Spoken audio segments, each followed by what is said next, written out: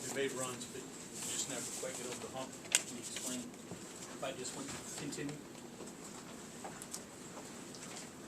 I think the biggest thing is we got destroyed on the glass. They out-rebounded us. As bad as we've been out-rebounded all year. They made more shots than we made. They've got Buddy Hield and we don't. The rebounding output, something they did, something you guys didn't do? What was part of that? Yeah, they got them, we didn't. I don't know. I mean, we generally hold our own on the glass. We didn't do it today. But I mean, that was the whole emphasis. They got 22 points in Norman on offensive rebounds and kickbacks to guys. 15 from 3. So it wasn't like we didn't know. It wasn't like they weren't told. It's not like we didn't prepare for it. They just did a better job than we did. What are you trying to do with Javon Carter? He's struggling, obviously, shooting. What are you trying to do with him in the second table Myers? Should he be getting more shots up? We have to be able to get more shots up. I didn't see him open much. Maybe you did, but I didn't see him open much. So JC's had a bad year. I mean, he struggled. He struggled shooting the ball. I shouldn't say he's had a bad year. He struggled shooting the ball this year.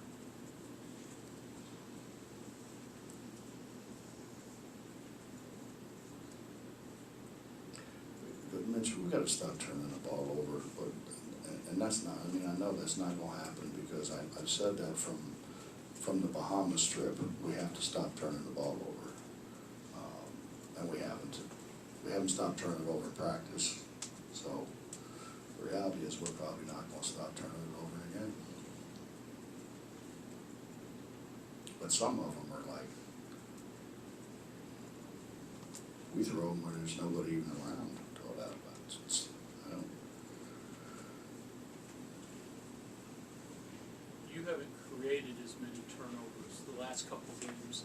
Obviously, Dax has been out, so it hurts your rotation. Can you explain, are they just people doing a good job against your press?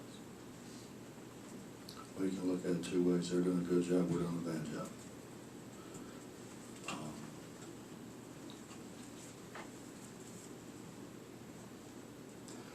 I said this at the beginning.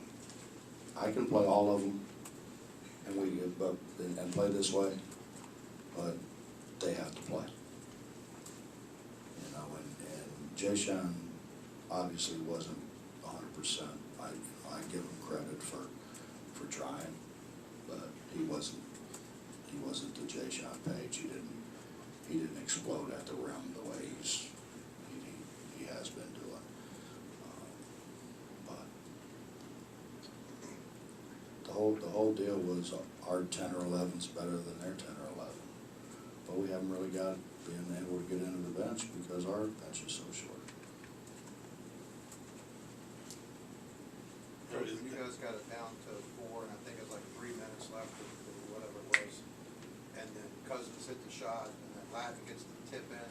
How much of that was just them making plays, and how much of that is, being tired or frustrated?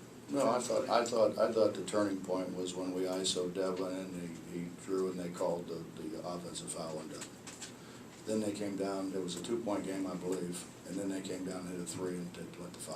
I thought that was, that was a turning point. That's when it started going south for us, and then we came down and missed a shot, and they came back down and scored again.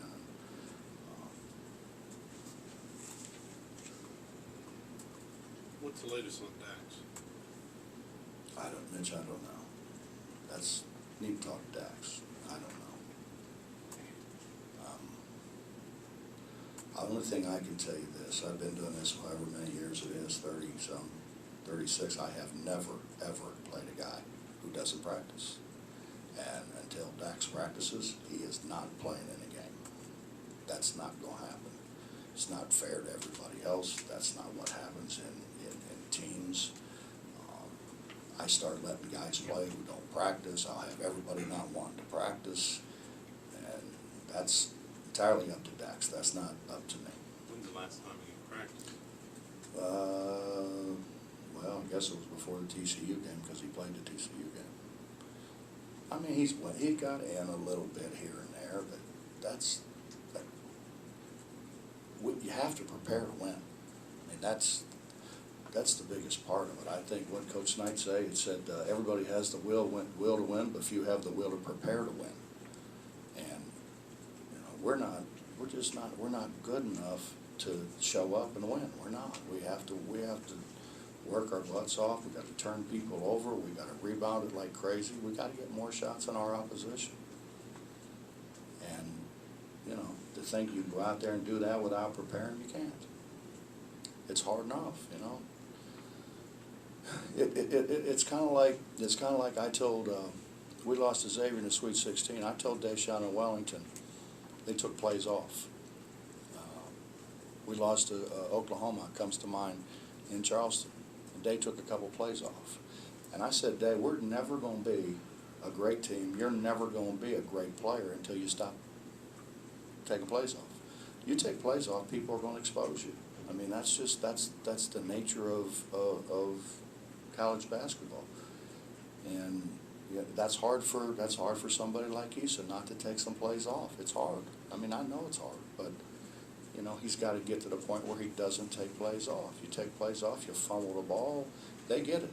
You know, you take plays off, you make a lob a pass instead of making a good pass. You know, you just kind of half do it, and you know that's why everybody would rather have experienced guys. You know? Tavon's the same way. Tavon takes plays off, and it's not, you know, it's something that they have to work on. It's not easy. It's a tough deal, but if we're going to be really good, we can't have guys taking plays off. Rob, Devin said that you guys were worried tonight about other stuff, what you should be doing, foul calls, them being maybe more physical than you are. Fair? Well, Devin was Yeah, worried he about was. foul calls. I wouldn't say all of us were. I don't know, Mike. I just wish, and it's impossible. I know it's impossible, but I just wish that there could be some consistency.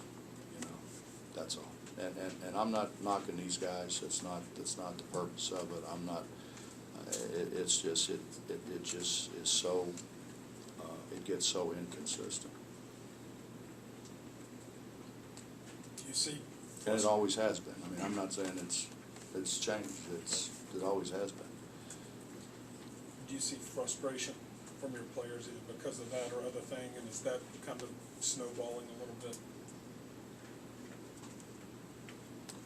I don't know. I've done this for a long time. I know this. I know the people that I want on my side are people that are going to be they're going to be pissed off, not feeling sorry for themselves.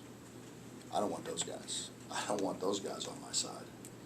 You know, I don't ever want to go into competition with people who are feeling sorry for themselves with their head down.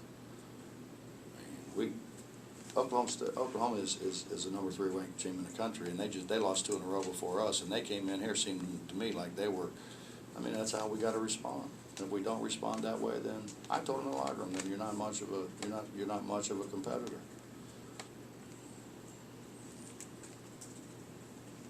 Anything else? You know, well, but you know what? Let me tell you. At the same time, when we have 2-footers, we got to make them. At the same time, we can't come down 3-on-2 and throw the ball out of bounds. You know, Tony said we were 3 for 13 on layups or dunks, whatever. And I didn't think we had a dunk, so it couldn't have been a dunk. 3 for 13. You got to score those, or you got to score the majority of those.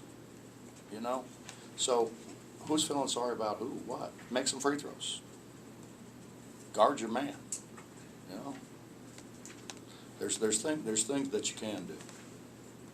So if they feel sorry for themselves, I got the wrong guys.